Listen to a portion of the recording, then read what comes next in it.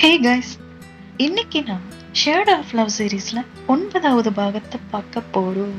நான் ஏற்கனவே சொன்ன மாதிரி இந்த கதையை நான் கவின் சொல்ற மாதிரி தான் சொல்லிட்டு இருக்கேன். இப்போ வாங்க வீடியோக்குள்ள போகலாம். காதல்லையும் யுத்தத்திலையும் எல்லாமே சரின்னு சொல்லுவாங்க. பட் அந்த காதல் சகோதரனையே காயப்படுத்துற அளவுக்கு தூண்டுமா என்ன?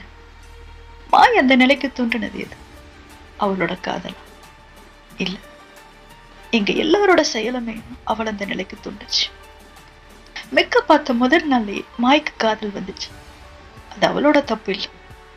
மெக்கு மாய காதலிக்கிறதா அவளுக்கு ஒரு நம்பிக்கையை கொடுத்து, அது அவனோட தப்பும் இல்லை.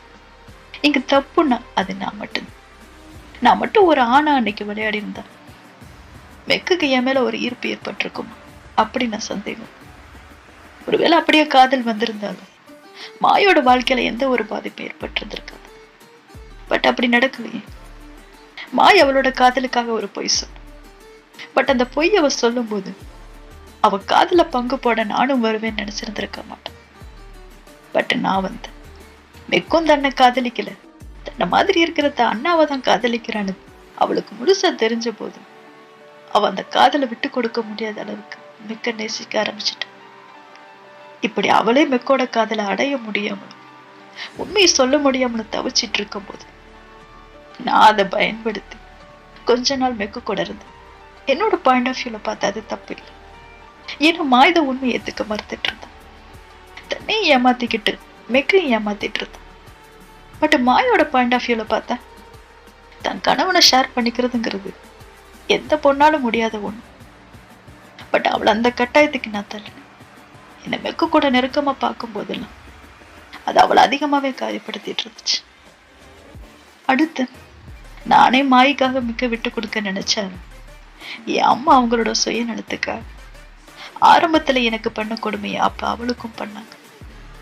மாய் ஒரு ஆணா நடிக்க வேண்டிய கட்டாயத்துக்கு தள்ளப்பட்டான். அவளும் தலைவிதியை நான் அதையும் கண்ணீரோட பொறுத்துட்டு இருந்தேன். பட் கவினோட வாழ்க்கை அவ்வளவு சாதாரணமானது இல்லை. ஒரு வைஸ் பிரசிடென்டா கம்பெனியை பார்த்துக்கணும், வீட்டுல டவோட அம்மாவை சமாளிக்கணும், வேற எதுவும் இல்லை. எல்லாம் இந்த வாரிசு உரிமைக்காக தான்.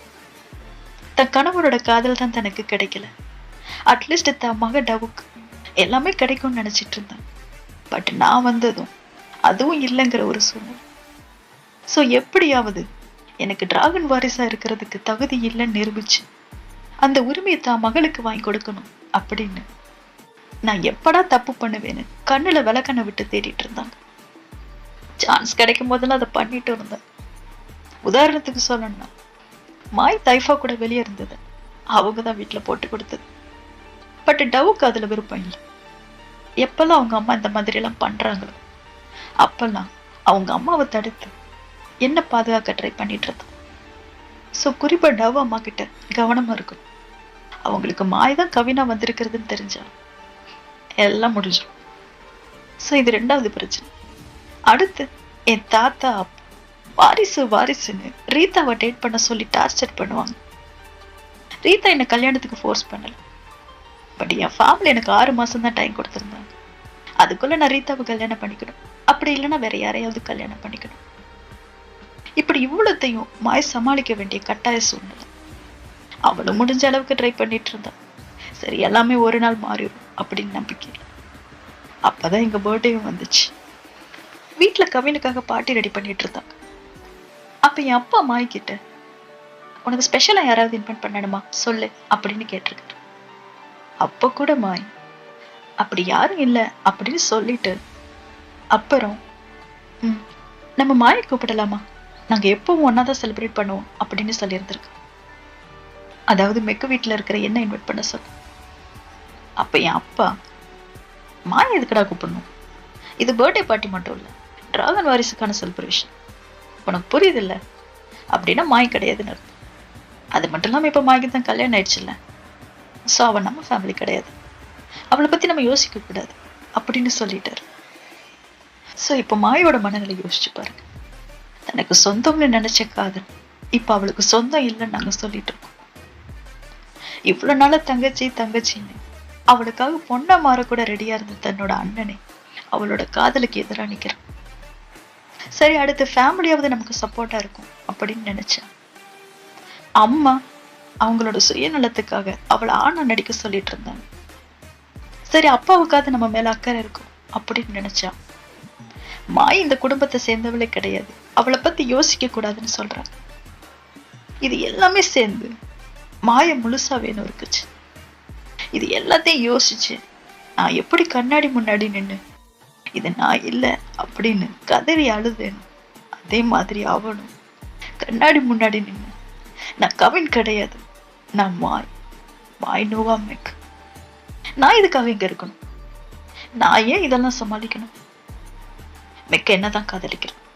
ஒருவேளை கவின் மட்டும் என்ன மாதிரி இல்லைன்னா நிச்சயமா மெக்க அவனை காதலிச்சிருக்க மாட்டான். ஏன்னா கவின் ஒரு ஆண், இந்த மாய் ஒரு பெண். மெக்கோட காதலுக்கு தகுதியானவனாக இனி நானும் இங்க ஆணை நடிக்க போறதில்லை அப்படின்னு கத்திட்டு அந்த ட்ரெஸ் எல்லாம் கலட்டி எரிஞ்சு, இனி எப்பவும் நானும் மாய் மாதிரி நடிக்கவே கூடாதுங்கிறதுக்காக என் முகத்துல ஒரு கோட்டை போட்டு விடதான் என்ன வர சொல்லிடு. பட் அன்னைக்கு நான் மெக்கு கிட்ட உண்மையை சொல்ல போறேன், இனி நம்ம யாரும் நடிக்க வேண்டாம் அப்படின்னு சொன்னதுக்கு அப்புறம் என் முகத்துல ஒரு கோட்டை போட நினைச்சதுக்கு காரணம் என் அம்மா. ஏன்னா அவளை பொறுத்தவரை அந்த உண்மை தெரிஞ்சா கூட அவளுக்கு ப்ராப்ளம் இல்லை. ஏன்னா மெக்க ஒரு ஆணை காதலிக்க மாட்டான் அப்படின்னு அவன் முழுசா நம்பிட்டு இருந்தான். பட் அவளை மாதிரி இருந்தான் என் அம்மா ஏதாவது டகால்ட்டி வேலை பார்த்து மறுபடியும் அவளை கட்டாயப்படுத்திடுவாங்களோடு பயந்து அதை பண்ண ட்ரை.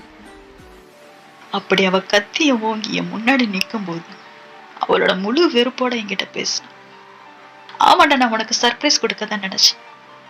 ஏன்னா நம்ம பார்க்க ஒன்னா இருக்கிறது இதுதான் கடைசி வருஷமா இருக்கும். நான் என்ன வேண்டிக்கிட்டேன் தெரியுமா கவின்? நம்ம 2 பேரும் இனி எப்பவுமே ஒரே மாதிரி இருக்க கூடாது.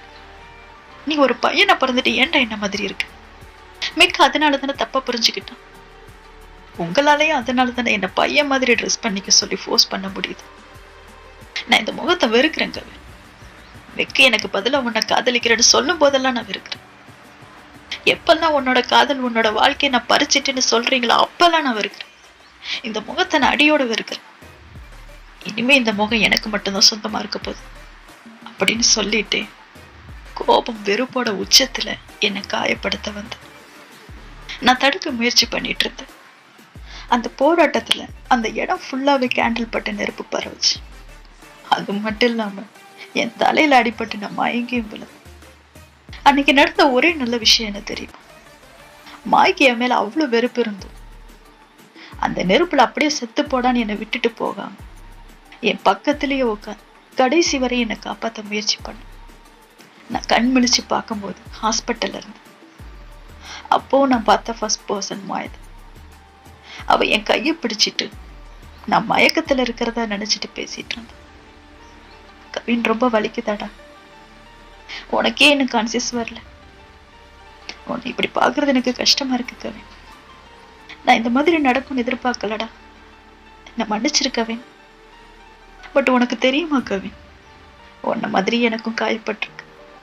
பட் இந்த காயம் நீ என் மனசுல ஏற்படுத்தின காயத்தை விட அதிகம் இல்லை. இங்க நான் மட்டும் செல்ஃபிஷ் இல்லை கவின், நீயும் தான். நீயும் தானே என் வாழ்க்கையை என் காதலை என்கிட்ட இருந்து பறிக்க நினைச்ச. மெக்க என்கிட்ட இருந்து பிரிக்க பார்த்த. ஆமா, இன்னைக்கு இந்த மாதிரி ஒரு சுச்சுவேஷன்ல இருக்கிறதுக்கு காரணம் நான் மட்டும் இல்லை கவின், நீயும் தான். என்ன மன்னிச்சிருடா அப்படின்னு சொல்லிட்டு அழுதுட்டே கிளம்பணும். அப்ப நான் அவ கைய மட்டும் பிடிச்சேன். நீ சொன்னதெல்லாம் நான் கேட்டுட்டேன் மாய் அப்படிங்கிற மாதிரி. பட் நான் வேற எதுவும் பேசல. அதான் மாய் என்கிட்ட கடைசியா பேசினது. அதுக்கப்புறம் மாய் என்கிட்ட பேசுறதையே நிறுத்திட்டேன். அது மட்டும் இல்ல, அந்த ஆக்சிடென்ட்ல எங்க 2 பேருக்குமே எங்க முகத்துல தீக்காயம் பட்டு எங்க முகமே செதஞ்சிச்சு. மாய் பிளாஸ்டிக் சர்ஜரி பண்ண போறோம். நானும் பண்ணுவேன்னு அவளுக்கு தெரியும். சோ என்ன மாதிரி இருக்கக்கூடாதுங்கிறதுக்காக பழைய முகமே வேணான்னு மொத்தமாவே புதுசா புது அடையாளத்துக்கு மாறணும். அது மட்டும் இல்ல, மெக்குக்காக ஃபுட்பால் விளையாடவும் சமைக்கவும் கத்துக்கிட்டேன். இப்படி மெக்குக்காக எல்லாத்தையுமே மாத்திக்க தெரிஞ்ச மாய்க்கு உண்மையை சொல்லிதான் உறவை உருவாக்க முடியுங்கிறது மட்டும் அப்பவும் புரியல.